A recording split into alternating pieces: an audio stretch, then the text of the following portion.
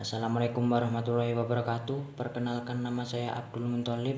Saya dari program studi akuntansi syariah kelas B NPM 245103049. Di sini saya akan mempresentasikan mata kuliah pengantar studi Islam dengan dosen Dr. Haji Wahyu Iryana S.Hum MAG dengan nama kelompok 6 pengantar studi Islam. Judul materi yang akan kami bahas yaitu pemaknaan sejarah dalam Al-Quran. Kemudian materi yang akan kami bahas di sini ialah yang pertama adalah pengertian Al-Quran yang akan disampaikan oleh saya sendiri. Yang kedua, ayat-ayat Al-Quran yang akan disampaikan oleh Alia Sofaria. Yang ketiga, kisah-kisah dalam Al-Quran yang akan disampaikan oleh Anissa Febrianasari. Yang keempat, memahami kisah-kisah Al-Quran yang akan disampaikan oleh Aulia Orza. Yang kelima, konteks-konteks sejarah sekaligus penutup yang akan disampaikan oleh saya sendiri. Baik, di sini saya akan menerangkan tentang pengertian Al-Quran. Al-Quran merupakan pedoman mendasar bagi umat manusia. Al-Quran sendiri memiliki hak-hak ataupun pokok-pokok terkait dengan hukum-hukum, peristiwa-peristiwa, kejadian-kejadian yang dibuat oleh Allah Subhanahu wa Ta'ala agar menjadi landasan bagi kehidupan mereka. Terkait judul dalam artikel ini yaitu langkah-langkah dalam menelusuri sejarah-sejarah ataupun peristiwa-peristiwa dan kejadian-kejadian masa lalu dengan mengikuti berdasarkan dalil-dalil yang ada di dalam Al-Quran. Kemudian Al-Quran adalah kalamullah, yaitu perkataan Allah. Al-Quran sendiri diturunkan kepada Nabi kita, yakni Nabi Agung Nabi Muhammad SAW.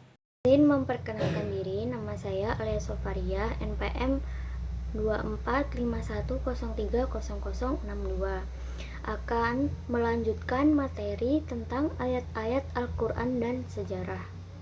Jadi, yang dimaksud dengan ayat-ayat Al-Quran dan sejarah merupakan dokumen tertulis yang dapat menjadi kesaksian langsung terhadap kehidupan manusia di masa lalu. Ayat-ayat Al-Quran berisi kalam Allah yang berupa perintah dan larangan kepada umat manusia. Ayat-ayat Al-Quran adalah sejumlah kalam Allah yang terdapat dalam suatu surat Al-Quran. Penulisan Al-Quran dimulai sejak masa Rasulullah SAW masih hidup. Kemudian dilanjutkan pengumpulannya pada masa Khalifah Abu Bakar dan dibukukan pada masa Khalifah Utsman bin Affan. Izin memperkenalkan diri, nama saya Anissa Febrianasari dengan NPM 24510300066. Di sini saya sebagai presenter ketiga ingin melanjutkan materi tentang kisah-kisah dalam Al-Quran. Kata kisah berasal dari bahasa Arab yang berarti cerita. Kata kisah juga searti dengan tatabu'ul atsar yang berarti pengulangan kembali hal-hal masa lalu, sebagaimana disebutkan dalam Al-Quran dalam surah Yusuf 12 ayat 111. Artinya, sesungguhnya pada kisah-kisah mereka itu terdapat pengajaran bagi orang-orang yang mempunyai akal. Al-Quran itu bukanlah cerita yang dibuat-buat, tetapi membenarkan kitab-kitab yang sebelumnya dan menjelaskan segala sesuatu serta sebagai petunjuk dan rahmat bagi kaum yang beriman. Secara istilah, kisah merupakan berita-berita mengenai suatu permasalahan pada masa-masa yang berturut-turut. Dengan demikian, Kisah dalam Al-Quran adalah pemberitaan kitab suci tersebut mengenai peristiwa yang terjadi pada umat-umat terdahulu, juga berita mengenai kenabian terdahulu serta sekian peristiwa-peristiwa yang telah berlalu.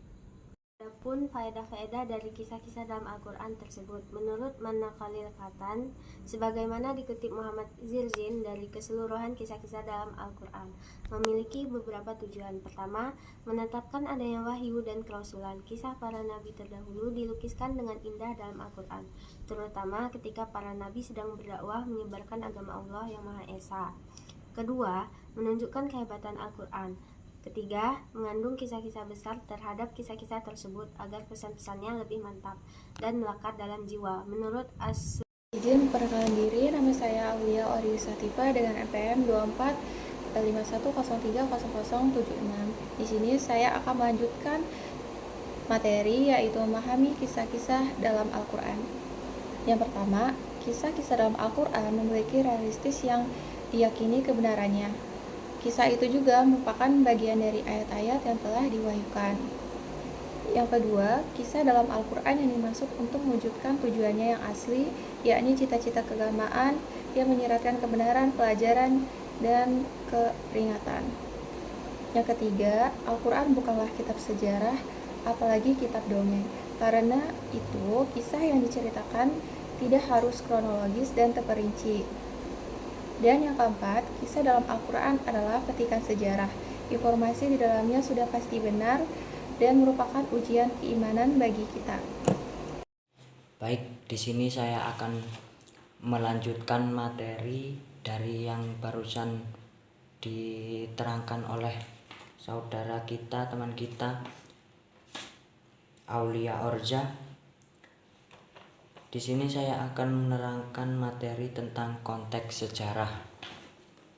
Konteks sejarah atau menurut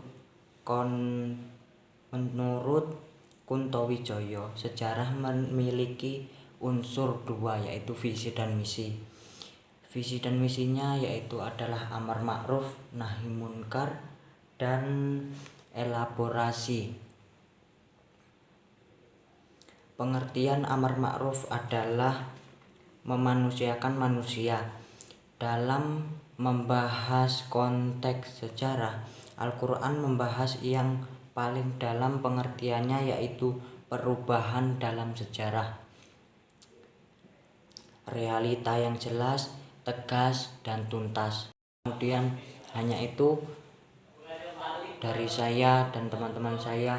Apabila ada kurang dan kesalahannya, saya mohon maaf yang sebesar-besarnya. Saya akhiri, wassalamualaikum warahmatullahi wabarakatuh.